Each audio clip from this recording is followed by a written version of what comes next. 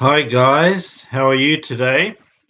Welcome to my preview of the final in Serbia and also the Serbian Open, also the Barcelona Open. Hope you guys have been enjoying the tennis. Hope you guys got the chance to watch. If not, I'm happy to fill you in. Or if you have, I'm happy to give you more in-depth insight and information about what's been going on. So let's get into it. Firstly, I'll review the semi-finals. Let's talk about Serbia. Djokovic is out of the Serbian Open. Now, it was a bit of a shock. I mean, see, this is when people go out and say Djokovic is going to win all the slams and get more than 20, and maybe some are saying 25, right? Okay, clay is not his best surface, but really, he was horrible, right? Even on a slow hard court, he struggles to get his shots through the court to actually penetrate. He ends up with just a consistent type David Ferrer, maybe a Demonor type game where he's just getting the ball in court, playing good defense, and getting back a whole bunch of serves, right? So, but like the problem is on a very slow hard court and even worse on clay, he's just consistently rallying, right? Um, and then he's playing good defense, which is harder to get past on clay. His serve can actually cause people trouble on a faster court. On clay, it's not like it isn't a serve that is good for any surface. It's like it's just enough pace on a faster surface, but on clay, he has to rally on his own service games. Then in those rallies, what I find with Djokovic, he doesn't have power to penetrate through the defense. So he's just providing like consistent shots. Um, and it's not really going anywhere. It's not threatening, but he hopes that the other guy will go for too much. It's a slow court. He's got good defense and court speed, and you'll go for an error. But the problem is, some people will call that bluff. If you can't do anything to them, well, then they can just wait too and say, well, you don't have the power to hit through the court. You can't get past me. I don't need to take a risk and go through the line just because you're Novak Djokovic. You no longer have the power to get through the court and hit winners on clay. And then if they call his bluff and then say they won't make errors either, what's going to happen? Djokovic. Well, then the thing of it is Djokovic now needs to force. And when he does that, he either tries to have to go too close to the line too hard and get errors. He either has to try all these different things called drop shots and all these different things and just basically risky things. And then he goes that and he makes errors. Then he tries more consistency and he's not controlling the rallies. He's not penetrating through the court. He's not able to hit winners. And then they have a whole lot of time because Djokovic's shots are not going through the court. They can hit winners. They can hit power. They can move Djokovic around, right? They just don't need to get in their head about it's a Djokovic and go for the line and make errors and have a horrible day because then Djokovic can just consistently keep it on the court, play defense, and make you have the errors, right? But when he plays against a guy like what Karatsev has done, where Karatsev is playing consistent tennis most of the time, has the power to get through the court, and is willing to get past Djokovic's defense 3, 4, 5, 6, 7 shots, whereas uh, in a 50-50 rally, Djokovic can't take control, can't get it through the court, and then where in a faster court, he'll get it through faster. They'll play defense, it'll be a bit shorter, and he can attack more and it's safe. And then he's in even shorter and then eventually ends it. But in clay, he's just not getting it through the court where he even gets the first short ball and he starts moving in past the baseline. So his shots are just not going anywhere. He's not threatening them. He just basically has to play consistent, not miss, play great defense, get back all the serves, and hope they play into the Djokovic name and goes too much. But he's just like a David Ferrer type. consistent, just keeping the ball on the court and playing great defense, but can't threaten. On a faster court, he can. He can hit winners. He can move. He can control the rallies. He can move the guy around and stay in the middle. But here he can't. So what happened was Karatsev just went out and saw that and said, "Well, I can get the ball through the court. I can control all the rallies, but you can't. And if you do, you're going to have to try drop shots. You're going to have to try to hit it too hard and go near the line and get errors. If not, I'll just control the point." So that's basically what happened. One guy had the power to hit through the court consistently, Karatsev. The other guy, Djokovic, didn't. And then the other thing, when he's in a tight spot on a hard court or grass, Djokovic's serve, why it's not like an Isner serve, it's sort of just enough to cause people trouble on a faster court. But because it's only just enough, when you slow it down onto clay, now it's having no impact at all. So then now again, you have to work hard in rallies to hold, and you don't have the power to hit a winner in the rally or take control or move the guy around. Whereas you're getting more of your serve where you don't need to rally on the faster courts, and in the rally you can get it through the court, control the rally, and hit winners. So that's what really changes for Djokovic everything, because his shots have just enough power in the rally on a fast court. He serves just enough. On clay, it's not enough. So he's not getting the ball, getting anything out of his serve. He's battling in the rallies here. And in the rallies, he can't do anything. He can just keep it in and hope the other guy goes for too much. But that didn't happen. Karatsev said, I know you can't do anything in the rallies. All you're doing is waiting for me to miss. But I have the power to control the rallies, get through the court, get through your defense, and I'm willing to hit 3, 4, 5, 7, 10 shots, whatever it's going to take to get. And there was nothing Djokovic could do, because Djokovic can't do that back to him. So then Djokovic tries to say, I'm sick of being overpowered. I need to go for more of my shots. Then he hits errors. Then he says, I'm losing because of errors. It's me. I'm angry at myself. I'll go back to being safe. Then he's not got enough power and they're controlling the point.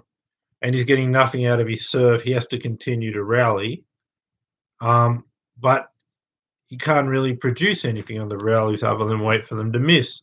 So Djokovic was either overpowered in the rallies or tried to go for too much because he didn't want to be just dominated in the rallies. And then when he did that, it was error. So it was either Karatsev controlling the point or Djokovic saying, I don't want that to happen. I'm going to have to go for it early in the point and then hit a low percentage shot outside his normal game and get errors. But then when he says, I don't want errors, then it's again Karatsev overpowering him. He can get through the court. Djokovic can't. Karatsev with the patience. So that's why you saw a lot of errors, but you also saw a lot of points where Karatsev controlled the point, right? Because when Djokovic plays his normal game, he's overpowered and Karatsev is controlling the point. When Djokovic says, I don't want that to happen, I'm going to have to go for more, then he risks errors and hits a low percentage. So that's where you saw the errors from Djokovic, but also the great play from Karatsev because he had more power to get through the court. And it was a combination of what I've just described, Djokovic errors, Karatsev winners and winning rallies and controlling the point and moving Djokovic around. And Djokovic, the only thing Djokovic could do to stop that is saying, I don't want you to do that to me, so I'm going to go for too much and hit a low percentage shot and hit an error. And then he's losing another way. And then he then went back to the rallies with Karatsev controlling. But the problem lies is Djokovic can't get enough of his serve on clay. He has to rally all the time. The attacking return of a second serve that he doesn't get enough out of that. And in the rallies, he just can't get it through the court. And he ends up more like a David Ferrer without a serve, without a power in the rally, and just good defense, getting back all the serves and hoping the other guy goes for too much and's frustrated that Djokovic won't miss. And he's getting back everything. But if you're willing to hit with power through the court, you can control the rally with Djokovic. Karatsev did that. And if you're willing to be patient and say, yes, it's clay, it's hard to end the point. Yes, Djokovic is fast moving around, but if I'm willing to hit 3, 4, 5, 7 shots, then I'm just going to overpower him in the rally. And I don't need to go for too much because he's got nothing to offer. He can't get it through the court. I'm in no hurry to end it. I can just exhaust him. And Karatsev did all of those things. So now Djokovic is out. He's lost. It's a shock in his own Serbian Open. So Djokovic is out of the Serbian Open, and Karatsev moves through to the final. So he will play Berrettini in the final, and Berrettini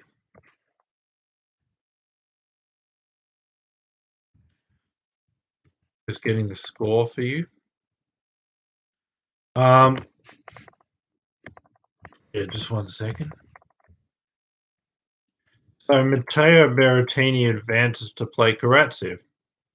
So Berrettini won the first set 6-1, was really overpowering Daniel. Made a few too many errors and just fell short in the second. Lost that in a tiebreaker, but then went back to his powerful shots landing in. He just had too much power. 6-love in the third. So Berrettini moves through. And he's going to play he's going to play Karatsev in the final. I think in that final, I think that it could be like, the thing of it is Berrettini has a bigger serve, but Berrettini has more power on the shot, but more inconsistent power, whereas Karatsev can produce power consistently, like he did to get past Djokovic as to even defense. So he can have power, but have patience and wait. 3 shots, 5 shots, 7 shots of power until he's willing to end it. Berrettini can't. He's just going for the line. It's either in or out, really. So because one guy has power and the ability to hit winners, the ability to hit winners and not risking errors by going for too much, right? That's Karatsev. So that's a really positive thing. You have power to control points, to hit through the court, to have winners, but you're not risking and hitting hot and cold, winner error. You're hitting winners and you're hitting power, but you're hitting consistency without many errors. Whereas Berrettini, it's not like that. He's hitting with power, he's hitting with winners, but it's not consistent. He can't wait 3, 5, 7 shots every time. It's going to be a lot of winners and a lot of errors and a lot of risk and a lot of going for the line. Whereas Karatsev can do the same thing without the risk of a whole bunch of errors. So the winners could be pretty similar, but Berrettini will have to hit a whole lot of errors to get them, whereas Karatsev won't, because he'll be more consistent with the power. So for that reason, I'm going to go for Karatsev, but I'm going to say it's going to be 3 sets. It'll be a close one, but they'll both have a lot of power. Berrettini has a bit of serve, but with that ability for them both to hit winners, with Karatsev being more consistent on his ability to hit winners without risk of a whole lot of errors, whereas Berrettini having to go for the line, hitting a whole lot of winners but a whole lot of errors. Those extra errors will cost him, and the more consistent ability to hit winners without errors will win it for Karatsev in 3 sets. So Karatsev will be your Serbian champion, but it's going to be close.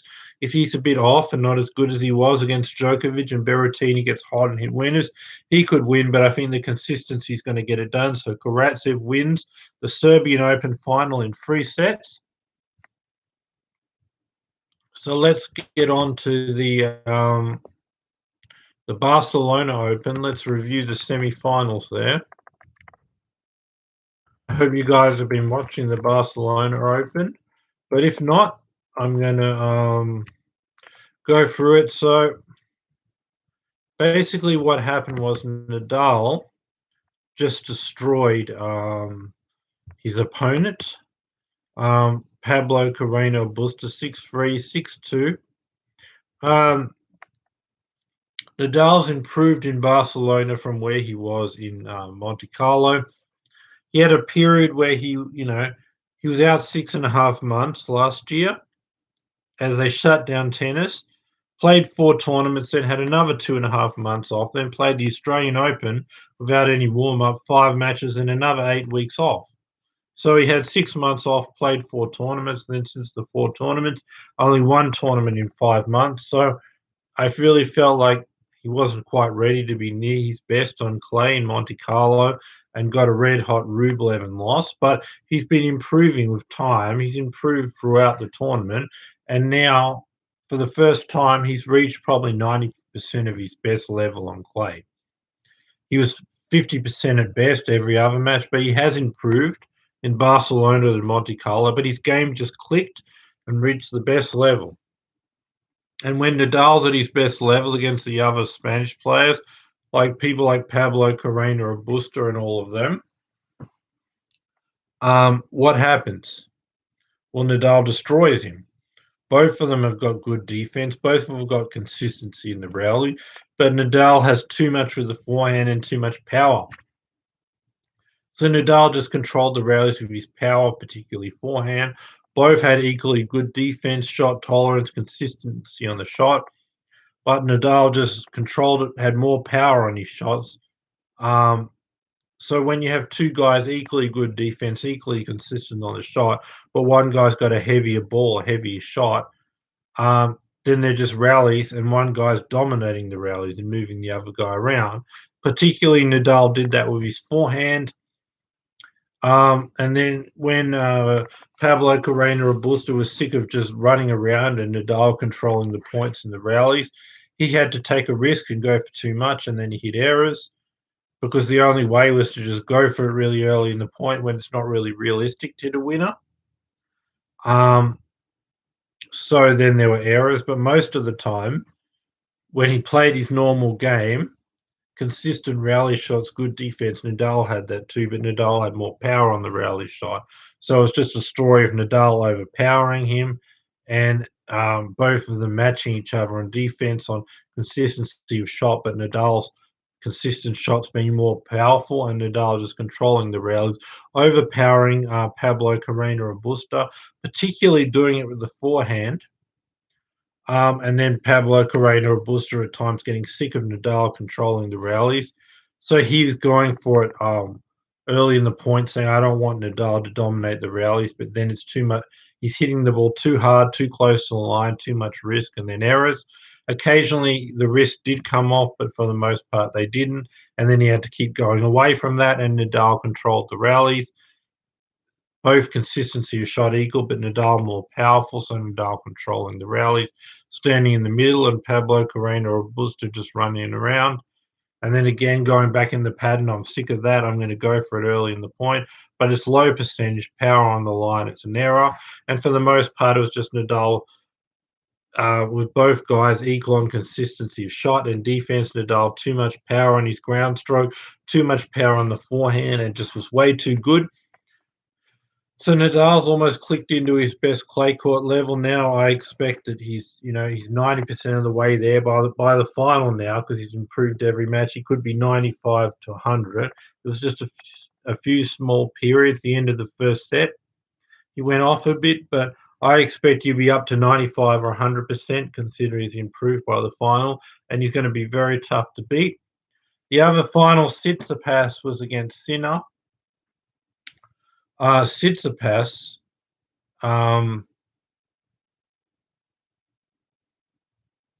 yeah, Stefanos, like both of them basically, they have good equal sort of serves. Equal, they like to go for it early in the point and control the point and shorten points and take the guy's time away. They're both equally effective on the serve in this match, both equally effective on the power and the ability to shorten the point. They matched each other. But when it came to a few important points, Tsitsipas was able to attack, shorten the point, sort of take a bit of risk, serve well, as was Sinner. But Tsitsipas was just a bit more consistent to be able to attack and hit with that power without much risk of errors. Whereas when Sinner did it, there was particularly a few important games that he was broken, or he'd just go off and hit 2 or 3 errors, and then Tsitsipas had to hit 1 or 2 shots, good shots, and he broke him. So Tsitsipas didn't have those 2 or 3 games where he handed the opponent 2 or 3 unforced errors. Tsitsipas was more consistent with the power, with the shortening the point, with not really risking a whole bunch of errors. So that's what happened, and Tsitsipas didn't have a bad service game where he hit 2 or 3 errors and basically gave it away. Whereas Sinner had 3 games like that. Um, but Tsitsipas is playing well right now. He had his serve going well. He was attacking, shortening the point, taking Sinner's time away, but attacking without huge amount of errors. There was some, and then just kept that consistent level the whole time. Whereas Sinner had a good serve too, attacking, taking the time away, but then there are more errors to go along with that, less consistency. And some of those errors came in 3 particular games where he had 2 or 3 unforced errors, and then Tsitsipas just needed 1 good shot or 2. And then Tsitsipas got 3 breaks, and that was basically it. 3 breaks for Tsitsipas, none for Sinner.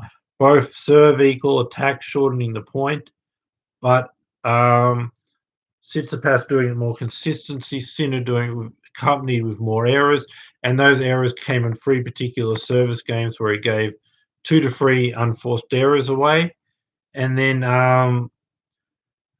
when he did that, Tsitsipas just needed 1 or 2 good shots. He did that and got the 3 breaks, and it was just like when 2 guys have equal sort of that power attacking game and equal kind of on the serve, shortening the point. But one guy's hitting those winners with few unforced errors, but the other guy's more hot and cold and is cold on a particular important moments and hands away free service breaks, but the other guy's not going to hand it back because he's playing attacking power, shortening the point, more consistent. But you're doing it too with the winners, the attack, the serve, but you're accompanying it with errors and errors in important moments and giving away free service games. But Tsitsipas was serving, attacking, shortening the point in the net, but wouldn't even give away 1 service game where he gave away 2 or 3 errors. So that more consistency from Tsitsipas on both playing a similar attacking game got the job done. Yeah, it got the job done for Tsitsipas. So now we're left with a Tsitsipas Nadal final. This is a tough one because Tsitsipas is playing at his best. I believe he's lost no sets, both in Monte Carlo or Barcelona. Maybe lost 1 set. Nadal's been, like I said, played 1 tournament in 5 months leading up to Monte Carlo. Wasn't at his best. Was a bit better here, but in Barcelona, still far from his best. So it looked like Tsitsipas' level was way better than Nadal's. But just at the right time, the semi-final before this match, Nadal's reached 90% of his best level on clay. And Nadal at his best on clay, no one can beat him, even this level that Tsitsipas has. And I think he'll move up to about 95% of his best level, considering he's improving all the time with more matches. So Nadal at almost his absolute best on clay has got 13 Roland Garros, maybe just slightly short of that best level. As good as Tsitsipas is playing, it's going to be hard. And then Tsitsipas is going to, when he tries to use the serve, Nadal returns really good on clay, standing far back. I think Nadal will hit the returns deep enough, standing back, getting time, forcing Tsitsipas into rallies. Then when Tsitsipas tries to attack and shortening the point and take Nadal's time away, Nadal's defense is too good on clay. It just won't work. And then Nadal will force him into long rallies. The really hard, powerful shots Tsitsipas hits to the right and left. There's getting a short ball and he can come into the net. Nadal's defense will be good enough that he'll be able to also get those deep, and then he'll hit his forehand across court into Tsitsipas's one-handed backhand. Nadal will really exploit that. He'll get it high up, and then because Tsitsipas's serves are usually setting up short balls, now he's going to have to battle without that and win rallies just to hold serve. It'll be too much pressure for Tsitsipas. And then when he even hits good shots in the rally and Nadal's able to return them and get them deep and turn defense into offense, and then when Nadal gets time to set up with the forehand and he's hammering forehands on Tsitsipas's defense won't be like Nadal's. So when Nadal's hitting 2, 3, 4 forehands, Tsitsipas's defense won't stand up for it. But when Tsitsipas attacks and hits his shots, Nadal's defense will be able to get it deep and all of that. So then this will cause that Tsitsipas is always in rallies. If he's not going for quite a bit, Nadal's hammering the forehand and exploiting the fact that It's Nadal's forehand against his defense. Nadal's forehand into his one-hand backhand. He can't have that. His normal attacking shots, like I said, Nadal will be able to get back deep, serve. So Tsitsipas's normal serve won't be getting it done. His normal attacking shots won't be getting the result it does. Um, so, so the issue with all of this is um, for Tsitsipas, right? So now what he's going to have to do, he'll start with his normal game like the serve, right? It'll be returned by Nadal deep. Then he's going to have to rally and then he's attacking shots in the rallies. Nadal will be able to defend it better than he's used to and get it back deep. So then Tsitsipas can't not attack because then Nadal will hit forehands across court into his backhand and expose his weaker defense. So all this is gonna depend on one thing, right? Now, I mean, sorry, Tsitsipas will now be able to say, I'm not getting enough out of my serve. I need to attack and shorten in the points, but I'm not getting short balls. What's that? More risk on your shots, right? For Stefanos Tsitsipas. Then when he hits his normal hard shots to the right or left and Nadal gets them back deep, Tsitsipas's only option is going to have to go too hard, too close to the line to get past Nadal's defense, but he's going to be going for those shots really hard on the line where he's not really getting short balls. So that's a low percentage shot. He's not going to get short balls off the serve. That's a low percentage shot. And he's going to have to do it because if he doesn't, Nadal will hit forehands into his backhand. He doesn't have the defense to stand up for Nadal attacking him like that. And then he won't be able to attack very easily because, like I said, the serve's returned. And then he's not getting short balls. His normal attacking shots are coming back deep.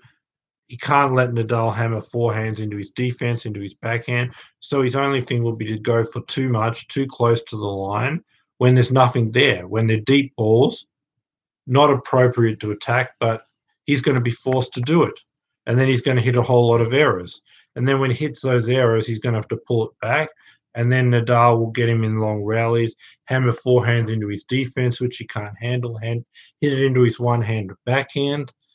And then you got Nadal getting him into long rallies, hammer it into his defense, into his backhand. He can't handle that. So then Tsitsipas has to say, I'm just going to have to go for it, even if there's no short balls, even if there's no easy shots.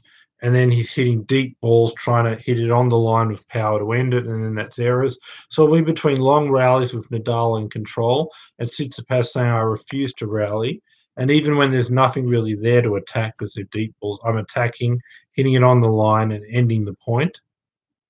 And then there'll be a whole bunch of errors there. So basically, it'll be either Tsitsipas going for too much, risky, powerful shots on the line against deep balls and getting errors, or Nadal just controlling long rallies with the forehand, exposing Tsitsipas as not as good a defense as him, and exposing Tsitsipas's one-hand backhand to Nadal's forehand. So it'll be Nadal dominating rallies or Tsitsipas going for too much power on the line when there's nothing there. And getting a whole bunch of errors. So it'll be either Tsitsipas going for too much or Nadal dominating the rallies, particularly with Nadal's forehand on Tsitsipas's one-handed backhand. So that'll be too much for Tsitsipas to deal with, but because he's playing so well and Nadal's not quite at his best, I'll give him a set, but I'll say it'd be 3 sets. Nadal's going to get it 2-1, and he's going to be your Barcelona champion. But the big issue is here Nadal getting his serve back deep, getting Tsitsipas's power shots deep, and Nadal then controlling rallies. Tsitsipas doesn't have the defense to stand up for it, can't handle Nadal's huge forehands into his one-handed backhand, and then he has to end the point, and there's nothing there to end the point because his serves are coming back deep and his power shots. Then he goes for too much, too close to the line. And then that's it. It's either Nadal controlling the long rally, Tsitsipas going for too much, too close to the line on deep balls when there's nothing there. So it'll be either Tsitsipas's unforced errors or Nadal controlling the rallies. But Nadal takes it in 3 sets. So I'm saying Karatsev gets it in Serbia. And Nadal is the champion in Barcelona. So I'll be back here on Tuesday, maybe Monday night for some, around this sort of time on Tuesday or Monday night. So subscribe, bell notification, thumbs up, and be back here for my next video. Hopefully I'm going to interview Federer. But anyway, I'll be back here on Tuesday to sort of Monday night time for my review of both the Serbian Open and Barcelona tournament. So subscribe, bell notification, thumbs up. Thanks for watching. You'll love my future videos. Bye for now. Bye, guys. Thanks for watching.